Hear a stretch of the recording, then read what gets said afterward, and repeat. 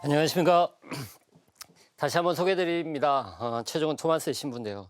제가 앞에 너무 즐겁고 신난 이야기를 하면서 이 강의를 해야 되나 말아야 되나라는 생각들이 많이 들었습니다. 그래도 계획하고 멀리서 올라왔으니까 여러분들과 같이 오늘은 구약 성경, 그 다음에 이제 다음 주에는 신약 성경에 대해서 함께 이야기해 볼까 합니다. 먼저 강의를 시작하기 앞서 저는 여러분들에게 한번 질문을 해보고 싶어요. 일기를 쓰신 적이 있습니까? 네. 일기? 지금도 쓰십니까? 아니요. 네, 아니요. 가끔. 지금 아니요. 일기 쓰세요? 씁니다. 요한나 자매님은 쓰시는구나. 네. 그러면 우리 바울라 자매님은 저는 안 써요. 안 쓰십니까? 네. 저도 일기를 초등학교 때는 숙제로 썼습니다. 그렇죠? 그 다음에 이제 제가 이제 신학교에 들어가게 되면 11시에 취침입니다. 11시에 자야 되기 때문에 11시에 자기 전에 한 10년이라는 시간 동안 계속해서 일기를 썼습니다. 다이어리하고 일기하고 계속해서 써서 오늘 하루를 어떤 일을 내가 했나, 또 오늘은 어떤 일이 있었지라는 그런 이렇게 하루를 정리하면서 끝냈던 것 같아요. 이제 그게 조금 더 습관이 됐는지, 그래서 외국에 나가서 유학을 할 때도 한 8년 정도 유학을 했는데요. 8년 정도 유학을 하면서도 계속 일기를 쓰고, 오늘 내가 어떤 걸 공부하고 어떤 책을 봤고 또 어떤 사람과 만나서 어떤 이야기를 했는지, 그 다음에 또 외국에 나가면 누구하고 함께 이야기할 시간이 별로 없습니다. 그래서 혼자 나에 대한 마음들도 정리해보고 그랬던 기억이 많이 납니다. 그리고 나서 이제 제가 다시 유학을 나갔다가 2013년도에 다시 귀국을 했는데요. 그때는 이제 뭐 잘 아시겠지만 보좌 신부로 생활을 하면 낮에 활동하는 시간보다 밤에 활동하는 시간이 더 많습니다. 술 먹어야죠. 청년들 만나야죠. 막 약속 있죠. 막 그러다 보니까 신부가 돼서 일기를 써본 일이 별로 없는 것 같아요. 그래서 그 일기를 쓰면서 제가 느꼈던 건 뭐냐면, 요즘에 제가 다시 한번 일기장을 이렇게 펼쳐서 보게 되면, 내가 예전에 이런 생각을 가지고 있었지. 이런 좋은 마음들, 아니면 제가 서품을 받을 때 첫 마음이 어땠었는지에 대해서 다시 한번 기억하게 되고, 제가 힘들 때 특히 일기장을 많이 보는 것 같아요. 힘들 때 일기장을 보면서 그 안에서 내가 정말 어려울 때 어떤 생각과 또 어떤 마음을 가지고 있었는지에 대해서 다시 한번 바라볼 수 있었던 그런 시간이었던 것 같아요. 보통 이제 일기장이라고 하면, 일기장을 쓰는 것들은 우리가 하루를 지나서 하루에 대한 과거를 되돌아보는 시간입니다. 그래서 지금 생각해 보면 우리들의 삶의 흔적들을 남기는 거라고 저는 생각해요. 과거에 있었던, 그러니까 하루에 있었던 일들을 되돌아보면서 그것들에 대한 흔적들을 남기는 거야. 그게 10년이 지나고 20년이 지나서 그것들을 되돌아보면 그게 추억이 되고 기억이 된다는 거죠. 근데 왜 과거의 일들을 추억하고 기억해야 됩니까? 우리가 오늘 계속해서 우리의 할머니, 할아버지들을 기억하고 하는 것들은 내가 지금 그때 사랑받고 있구나라는 거예요. 할머니들을 기억하면서 내가 그때도 사랑받았으니까 그 사랑을 이제 누구에게, 나의 자식들에게 아니면 내 가족들에게 넘겨줘야 된다. 물려줘야 된다. 내가 받았던 사랑을 그들에게도 함께 물려줘야 된다는 거예요. 단순히 일기장을 쓰고 과거에 대한 흔적을 기억하는 이유는 과거에 어떤 일이 있었다는 것을 알기 위해서 하는 게 아니라 오늘을 살아가기 위해서입니다. 내가 지금 오늘을 잘 살아가기 위해서, 그 다음에 오늘뿐만이 아니라 앞으로의 일들, 앞으로의 미래를 더 잘 살아가기 위해서 우리들은 과거에 있는 일들을 기억하고 기념하면서 의미를 찾아가는 거라고 생각해요. 아까도 잠깐 제가 설명드렸듯이, 제가 서품 받을 때 일기장을 이렇게 펴보고, 아니면 제가 외국에서 힘들었을 때 일기장을 이렇게 펴봐요. 그때가 언제겠어요? 내가 기쁘고 행복할 때? 아니면 내가 다른 일에 바쁠 때? 아니에요. 내가 가장 힘들고 어려울 때요. 나는 신부로 왜 살아가지? 나는 왜 강의를 하고 있지? 우리 바울라 자매님이 성경 읽으라고 하지만 나는 왜 성경을 읽고 있지? 라는 것들을 너무 힘들어할 때 과거의 것들을 보면서 나의 첫 마음들, 아니면 내가 가지고 있었던 마음들을 다시 한번 되돌아보는 거라고 생각해요. 그러면 과거에 있었던 이야기들을 바라보는 우리들의 학문이 있어요. 그 학문은 뭐냐면 역사라고 얘기해요. 역사학이라고 얘기하죠. 오늘 성경에 대해서 이야기할 건데요. 성경도 역사예요.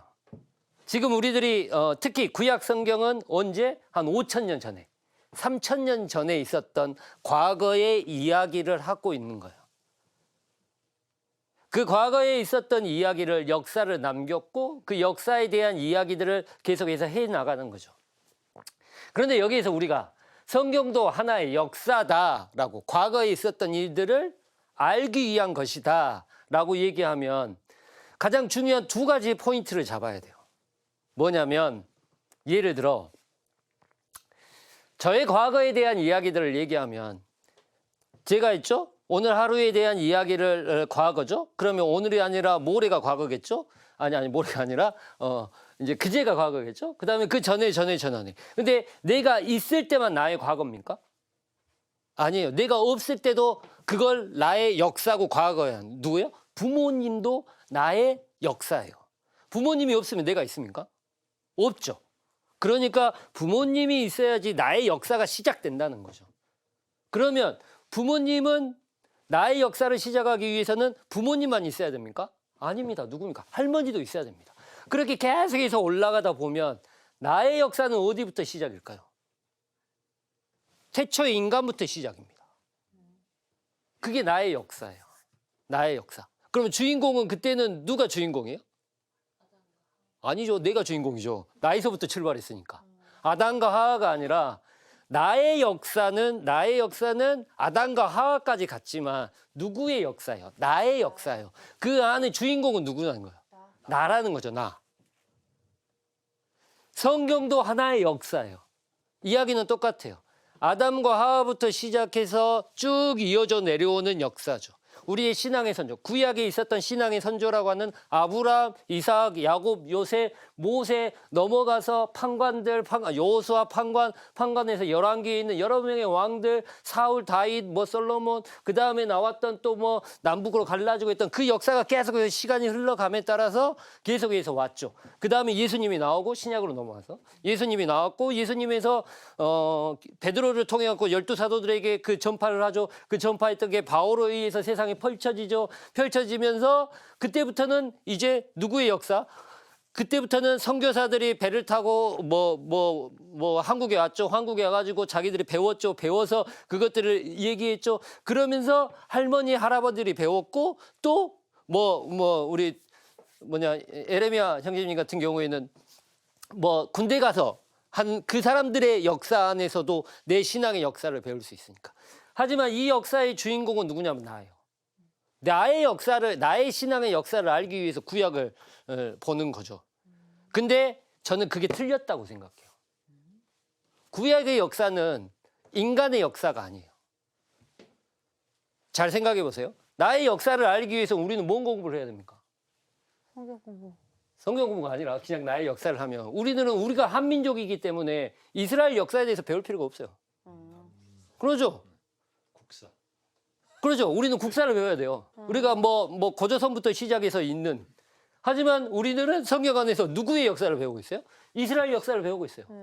솔직히 말해서 제가 국사에 대해서 한국사에 대해서 잘 몰라요. 저도요. 하지만 이스라엘 역사에 대해서 굉장히 당당하게 얘기하죠. 저는 한국의 역사에 대해서 관심은 있지만 그렇게 자세하게 알지는 못해요. 하지만 한국의 역사보다 이스라엘 역사에 대해서는 더 잘 알아요. 왜냐하면 성경을 공부했기 때문에. 이게 말이 됩니까? 되게 이상했죠. 이런 거 잘못됐다는 거죠. 나의 역사도 모르면서 왜 내가 다른 사람의 역사를 알아야 돼요? 이렇게 생각해 보면 이 역사의 주인공은 누구냐고 생각하면 인간이 아니라는 거예요. 아담부터 아브라함부터 이삭, 야곱, 요셉이라는 이스라엘 성조들에 대해서 성경 안에서 얘기하고 있지만 그들의 역사가 아니에요. 그럼 누구의 역사일까요? 그렇죠. 하느님의 역사예요. 하느님이 어떻게 그들과 만나오고 계시는가에 대한 역사예요. 이삭과 어떻게 그들하고 만나 있는지. 그러면 신약으로 넘어오면 하느님이 나와요, 안 나와요? 역사 안에서? 안 나오죠. 누가 나옵니까? 예수님. 예수님이 나오죠. 근데 예수님이 또 어떻게 해요? 승천하시죠. 네. 승천 다음에 누가 나옵니까? 제자들이 나오죠. 네. 근데 이제 그거 내일 다시 설명드릴 거지만 제자들이 나와요. 근데 제자들이 그냥 제자입니까? 아니에요. 뭘 받아야 돼요? 성령을 받아야 돼요. 제자들은 성령을 받아서 사람들에게 예수님의 복음을 선포하죠. 그 전에는 두려워서 집 안에 있어요. 성령을 받아야 돼요. 그러면 지금 우리는 하느님과 만나고 있을까요? 안 만나고 있을까요? 우리의 역사 안에 만나고 있어요. 어떤 하느님을? 성령 하느님을 만나고 있어요. 구약에서는 성부 하느님, 복음산에는 성자 하느님, 그 다음에 교회의 시대라고 하는 승천이 떠나고 나서 우리의 시대, 지금 여기에서도 성령이신 하느님을 우리는 만나고 있다는 거예요. 그러면 지금 내가 살아가고 있는 나의 역사일 수도 있어요. 하지만 또 마찬가지로 성경에서 얘기하고 있는 하느님의 역사가 지금 우리의 삶 안에서 이루어지고 있다는 거예요. 그게 성경의 기록이에요. 중요한 포인트입니다. 성경을 보실 때는 이스라엘 역사라고 생각하시면 안 돼요. 이스라엘 역사라고. 이스라엘 역사는 우리가 배울 필요가 없어요. 하지만 이스라엘 역사를 도구로 해서 그 안에서 하느님의 역사를, 하느님이 그 역사를 이끌어 가신다는 생각을 가지고 있어야 돼요. 가장 중요한 건 역사의 주인공은 누구냐? 성경의 주인공은 누구냐? 베드로도 아브라함도 거기에 나오는 등장인물이 아무것도 아니에요. 누구냐? 오직 하느님이시다. 단순히 하느님이라고 얘기하면 좀 부족하니까 삼위일체이신 하느님이시다라고 얘기하는 게 정답이에요. 역사의 주인공, 성경의 주인공. 첫 번째는 그 역사의 주인공을 우리는 잘 봐야 돼요. 두 번째. 그러면 역사를 왜 배우냐는 거예요. 아까도 제가 일기장을 쓰면서 얘기했듯이 과거에 있었던 사실 자체가 사실을 배우는 거예요. 사실을 배울 수도 있어요. 하지만 사실이 우리에게 별로 중요하지 않아요. 하지만 우리가 진짜로 사실이 있었는지 없었는지에 대해서 배워도 우리가 전문가가 아니기 때문에 잘 몰라요. 예를 들어 봅시다. 똑같은 사실이 있어요. 오늘 제가 여러분하고 겪었던 사실이 있어요. 여기 와서 녹화도 하고 같이 떠들고 같이 할머니에 대해서 이야기를 나눴어요. 집에 갔어요. 우리가 다들 집에 갔어요. 집에 갔는데 우리가 일기장을 적은다고 합시다. 그러면 바울라 자매님이 적은 일기장의 내용과 내가 적은 일기장의 내용, 그 다음에 시몬 형제님, 요한나 자매님, 그 다음에 에레미야 형제님이 적었던 일기장의 내용이 똑같을까요? 아니죠. 지나간 일들에 대해서는 자신들의 시선과 자신들의 의미 안에서 그것들을 재해석하게 돼요. 그게 역사라는 거야. 그래서 그 안에서는 사실이 될 수도 있고 그 사실을 꾸며내는 이야기, 거짓일 수도 있다는 거야. 왜냐하면 그게 나에게 의미가 있으면. 중요한 건 의미예요. 중요한 얘기인데요. 역사는 사실을 보는 게 역사가 아니에요. 이걸 이제 좀 더 확장해서 생각해 보면 독일이라는 나라와 일본이라는 나라가 있어요. 어떻게 보면 2차 세계대전이 이루고 나서 똑같은 일을 겪었어요. 패전 국가가 됐죠. 패전 국가가 됐는데 한 나라는 홀로코스트라고 하는 인종차별에 대한 것들을 뼈저리게 실감해서 다시는 하지 말아야 되겠다는 의미를 찾았어요. 그 안에서. 그러니까 어때요? 지금까지도 나치에 당했던 사람들을 지금까지도 잡아서 재판하고 벌을 주고 한 나라가 독일이에요. 하지만 똑같은 상황을 겪고 있는 일본이라는 나라가 있어요. 하지만 그들은 사람들을 차별하고 사람들에 대해서 생명을 빼앗고 이것들은 나쁜 것이다라는 생각을 가지고 있어요, 없어요? 없어요.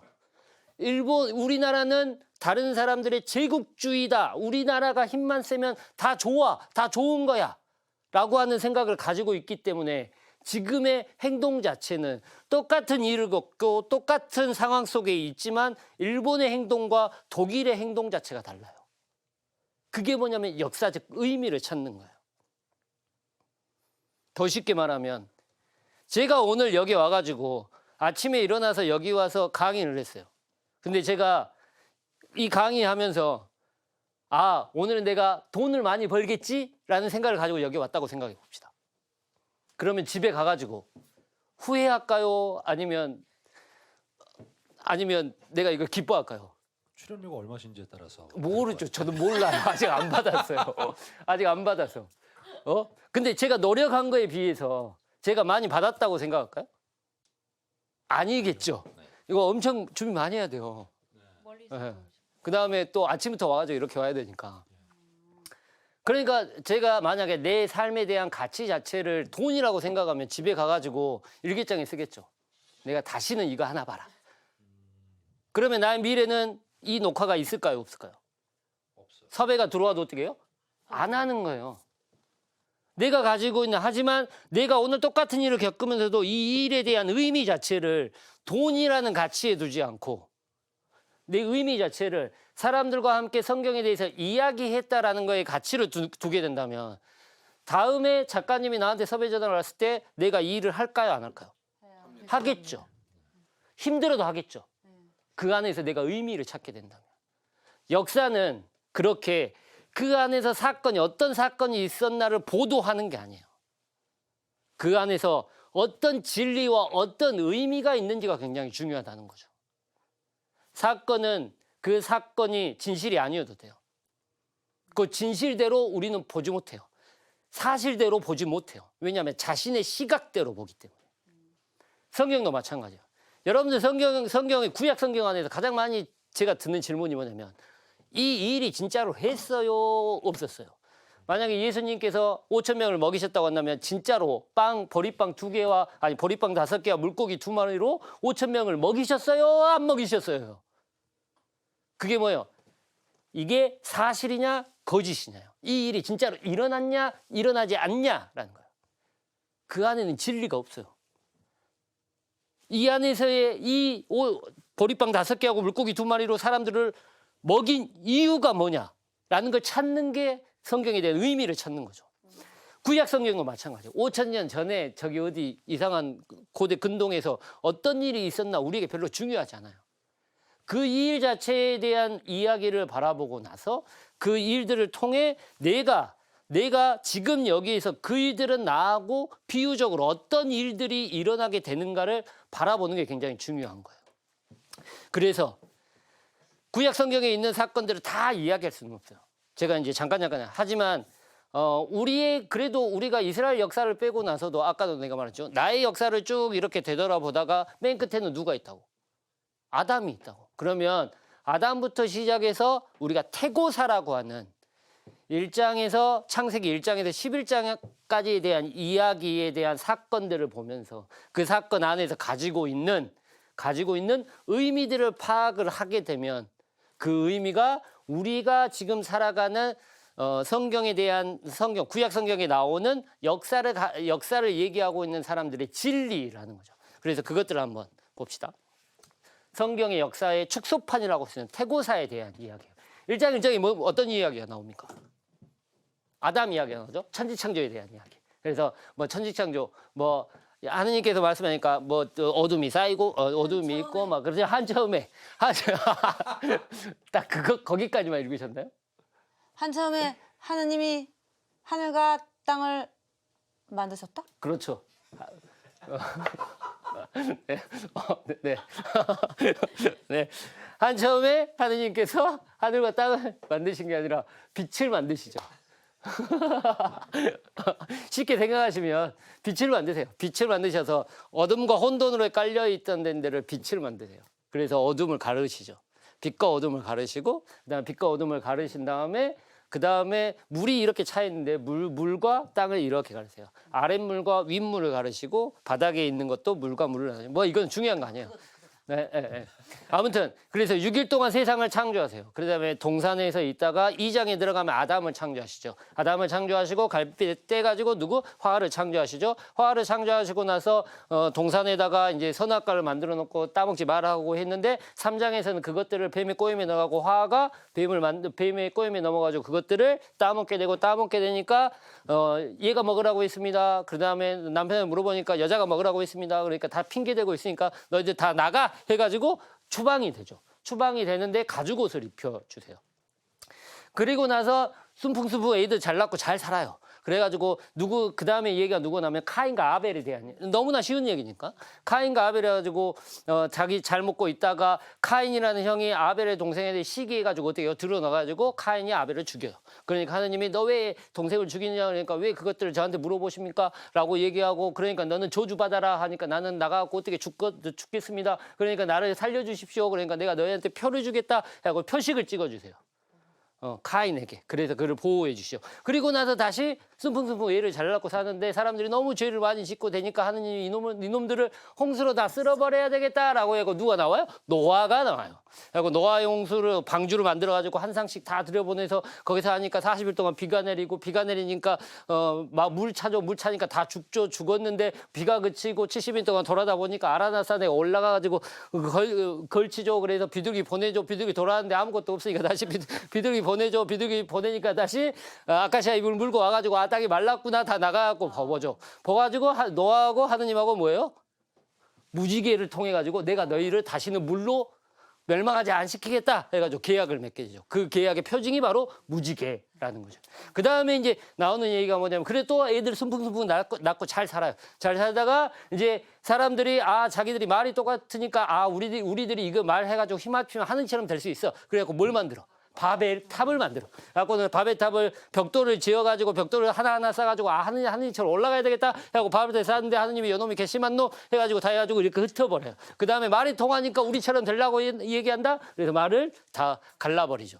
그게 바로 1장부터 11장까지의 내용이에요. 잘 보시면 낙원에 대한 행복이 있어요.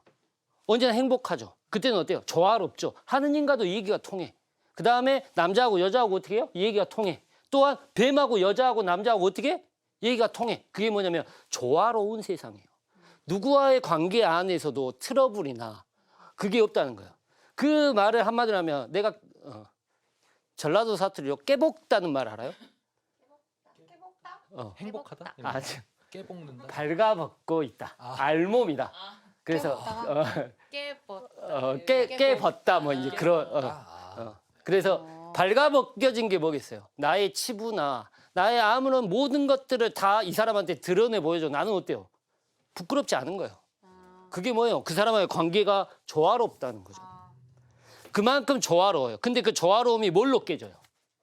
인간의 죄악으로 깨지죠. 선악과를 따먹어서. 그래서 어떻게? 하느님이 동산을 거닐고 있으니까 뒤로 가서 어떻게? 숨어요.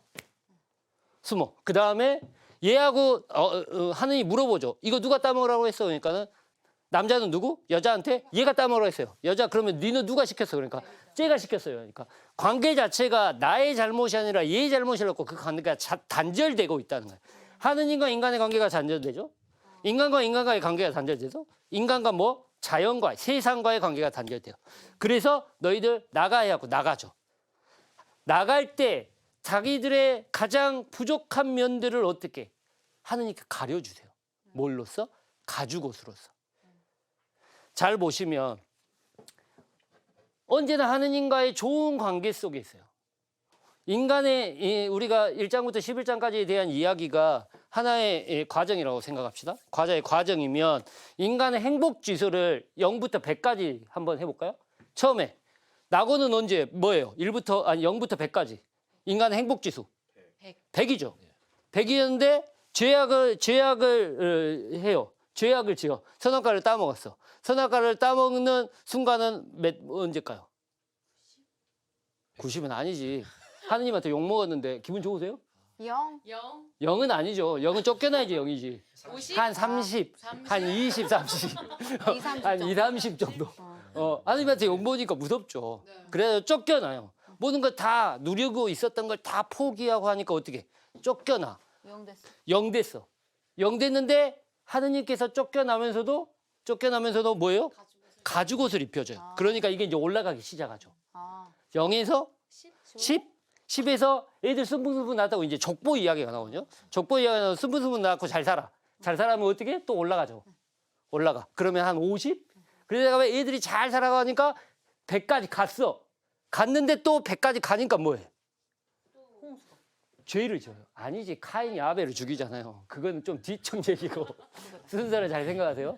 카인이 아벨을 죽여. 그러니까 나는 잘 살고 있는데 그러니까 또 어디로 떨어져요?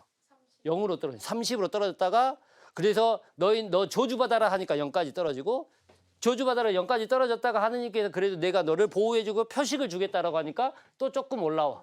그리고 다시 순풍부가 애 낳고 잘 살아. 그럼 100까지 갔다가 그 다음에 뭔 얘기가 나와요? 노아의 얘기가 나오죠. 그래서 홍수 얘기가 나오니까 바닥으로 추락하죠. 잘 보시면 인간의 패턴 자체가 뭐냐면 행복할 때도 있지만 불행할 때도 있어요. 이 굴곡의 곡선이에요. 우리들의 지금의 상황 안에서도 좋은 일만 있어요? 아니요. 아니죠. 이렇게 멍하세요. 집중. 아, 예. 그러면 불행하세요? 그럴 때도 있죠. 그럴 때 지금의 나의 마인드를 생각하면 아니요. 아니죠. 네. 하지만 다 행복할 수도 없고 다 불행할 수도 없어요. 우리들의 마음 안에서. 그러니까 언제나 그 굴곡이 있다는 거예요. 인간의 역사는 그 굴곡이 있어야만 해요. 앞으로의 삶도 우리가 언제나 행복할 수만은 없어요. 중요한 건 그 뒤에 있는 하느님의 사랑이라는 거예요.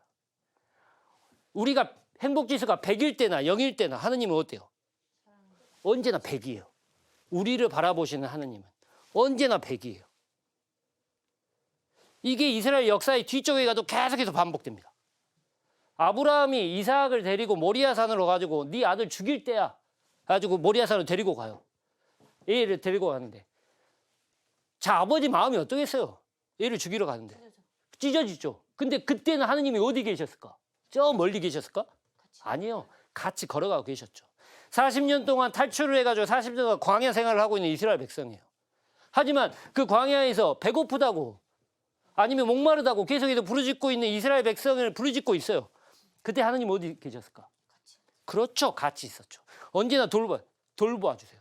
그게 인간의 역사예요. 잘 보시면 제가 정리했는데요. 인간의 낙원의 행복에 있을 때나 아니면 범죄의 가죽옷을 입혀주셨을 때나 또한 카인에게 아벨을 죽여서 표식을 해주셨을 때나 노아의 홍수에서 무지개를 만들어 주셨을 때나 아니면 바벨탑 이후에 이스라엘 백성의 선조라고 있는 아브라함을 선택하셨을 때나 언제나 하느님께서는 어떻게 인간과 함께 하셨다는 거예요. 동행하셨다는 거예요. 그게 구약성서의 핵심입니다. 진리예요, 진리. 인간의 역사, 우리들의 행복지수가 어떻게 됐든 우리들의 어떤 사이클이 어떻게 됐든 우리들의 역사가 어떻게 됐든 내가 좋아하든 싫어하든 내가 행복하든 아파하든 내가 슬퍼하든 그래도 그 뒤에는 누가 있다는 거예요? 하느님이 계시다는 거예요. 우리가 못 볼 뿐이에요. 나의 기도를 안 들어주시다고 맨날 불평하죠. 요즘에 코로나 같은 상황 안에서도. 아니면 우리가 뭐 쓰나미가 몰려와서 홍수로 맺고 있는 상황에서 그러면 하느님 어디 계십니까? 라고 물어봐요. 왜 하느님이 계시는데 이런 재난과 이런 악재를 주십니까? 라고 얘기해요. 하지만 그때도 보세요. 홍수 뒤에도 누가 계세요? 하느님이 계세요. 그게 진리입니다. 진리. 우리가 모르게 걸어가고 있는 꼬마예요. 하지만 그 뒤에 언제나 누가 함께 걸어가고 계세요? 하느님이 함께 걸어가 주시고 계시죠. 구약의 모든 사건, 구약의 모든 사람들, 구약의 모든 어떤 역사의 그 사건들 안에 딱 이 한마디면 끝나요.